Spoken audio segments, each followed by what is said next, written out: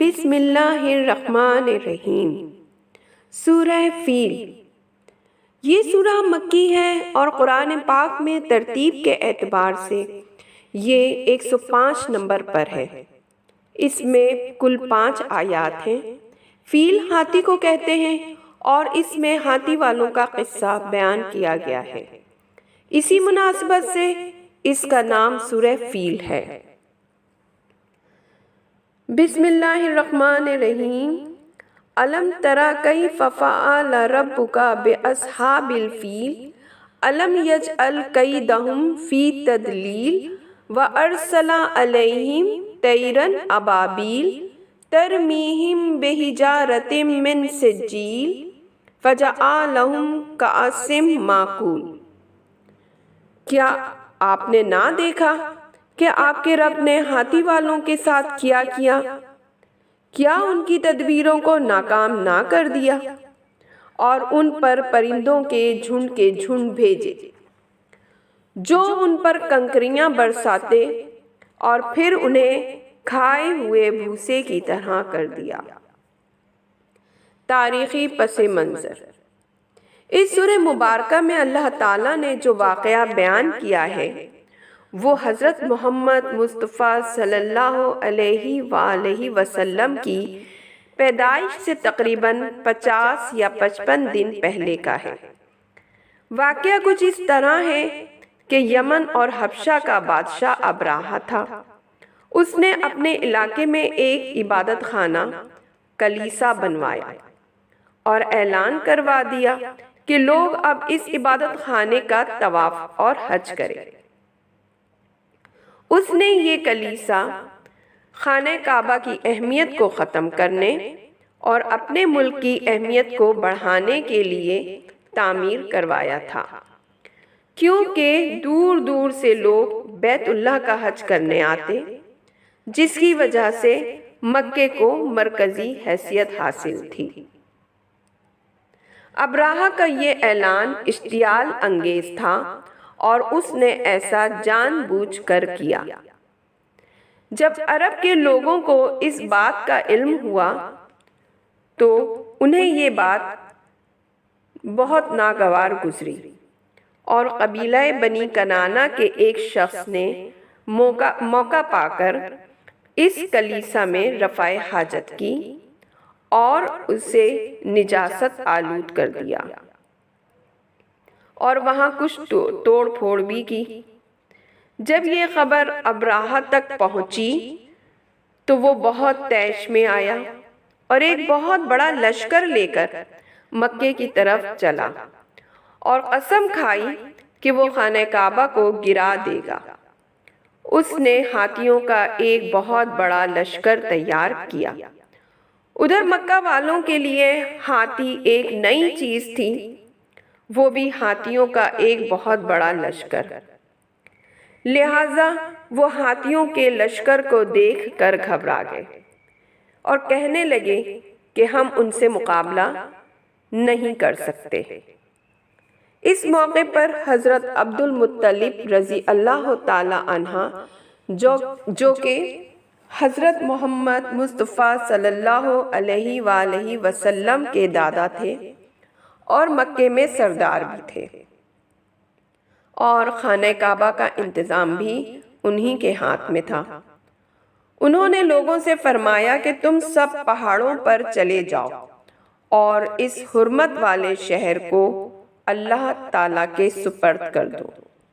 حضرت عبد المطلب رضی اللہ تعالی عنہ نے اس وقت خانہ کعبے کا دروازہ پکڑ کر دعا کی کہ یا اللہ اپنے اس پاک اور امن والے گھر کی حفاظت فرما۔ دوسری طرف ابراہہ نے مکے میں پڑاؤ کیا اور لوگوں کو پریشان کرنے کی غرض سے مال مویشی لوٹنا شروع کر دیے تاکہ لوگ پریشان ہوں اور اس کا ساتھ دیں اور وہ خانہ کعبہ کو آسانی سے شہید کر سکے۔ ابراہہ کے سپاہیوں نے جو مال مویشی لوٹے ان میں حضرت عبد المطلب کے بھی 200 اونٹ تھے۔ حضرت عبد المطلب رضی اللہ تعالی عنہ ابراہہ کے پاس گئے اور اس سے اپنے اونٹوں کا مطالبہ کیا۔ ابراہہ کو حیرانگی ہوئی اور اس نے کہا کہ میں تو مکہ پر حملہ کرنے آیا ہوں اور جس کعبے کی وجہ سے آپ کی عزتیں ہیں اسے شہید کرنے آیا ہوں، اور آپ اپنے اونٹوں کی بات کر رہے ہیں اور بیت اللہ کے بارے میں کوئی بات نہیں کرتے۔ اس پر حضرت عبد المطلب رضی اللہ تعالی عنہ نے جواب دیا کہ میں تو اونٹوں کا مالک ہوں، اسی لیے اس کا مطالبہ کر رہا ہوں۔ بیت اللہ کا مالک تو اللہ تعالی ہے اور وہ خود تجھ سے مقابلہ کرے گا۔ اس جواب پر ابراہہ کو تعجب ہوا اور وہ اونٹ اس نے واپس کر دیے۔ دوسرے دن ابراہہ نے اپنی فوج کو حملہ کرنے کا حکم دیا، لیکن جب ابراہہ کے سپاہی اپنے سب سے بڑے ہاتھی جس کا نام محمود تھا اس کو اٹھاتے، کسی اور سمت اٹھاتے تو وہ اٹھ جاتا اور چل پڑتا، لیکن جب وہ اس ہاتھی کو خانہ کعبہ کی سمت اٹھاتے تو وہ نہ اٹھتا۔ یہ منظر دیکھ کر ابراہہ کے ساتھ آئے کچھ سرداروں نے یہ سمجھ لیا کہ اب اللہ تعالیٰ کا عذاب آنے والا ہے، اور وہ لشکر چھوڑ کر بھاگ گئے۔ لیکن ابراہہ تو غرور و تکبر میں تھا، وہ اپنے سپاہیوں کے ساتھ آگے بڑھتا رہا۔ اسی وقت چھوٹے چھوٹے ابابیل کے جھنڈ آسمان پر نمودار ہوئے۔ ان پرندوں کی چونچ میں ایک کنکر اور دو پنجوں کے دونوں پنجوں میں ایک ایک کنکریاں تھیں جو کہ بارود کا کام کرتی تھیں، جس پر گرتی اس کے جسم سے گوشت گل سڑ کر گرنے لگتا اور اس میں سے بدبودار پیپ بھی بہنے لگتا۔ اس طرح ایک بڑی طاقتور فوج وہیں ہلاک ہو گئی، لیکن اللہ کے حکم سے کچھ سپاہی بچ گئے۔ وہ سپاہی واپسی پر جس راستے سے گزرتے لوگ پوچھتے کہ کیا ہوا ہے، وہ کہتے کہ یہ اللہ کا عذاب ہے، اور بالآخر اپنے وطن پہنچ کر وہ بھی عبرت کا نشان بنے اور ہلاک ہو گئے۔ لہٰذا اس سورہ مبارکہ میں اللہ تعالیٰ نے ابراہہ اور اس کے لشکر کا قصہ بیان کر کے